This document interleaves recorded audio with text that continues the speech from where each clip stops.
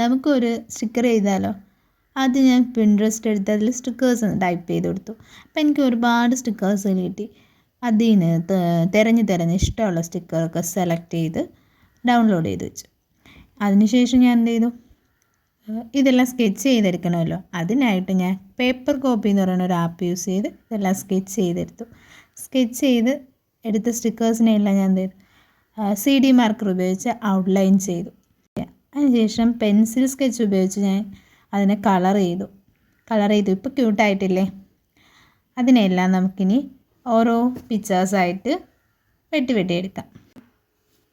White background കൊടുത്ത് വേണം അതിനെ കട്ട് ചെയ്തെടുക്കാൻ. അപ്പോഴായിരിക്കും നല്ല ഭംഗി കേട്ടോ.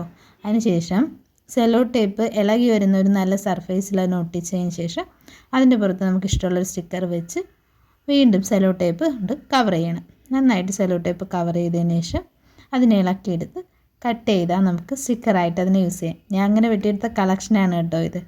ഇതെല്ലാം നമുക്ക് ഇങ്ങനെ സൂക്ഷിക്കാം. ഇത് ട്രാൻസ്പെറൻ്റ് ആയിട്ടുള്ളൊരു ഷീറ്റാണ്. സ്റ്റിക്കേഴ്സ് വർക്ക് ചെയ്യുന്നുണ്ടോ എന്നൊന്ന് നോക്കാം. പെർഫെക്റ്റ് ആയിട്ടുണ്ട്.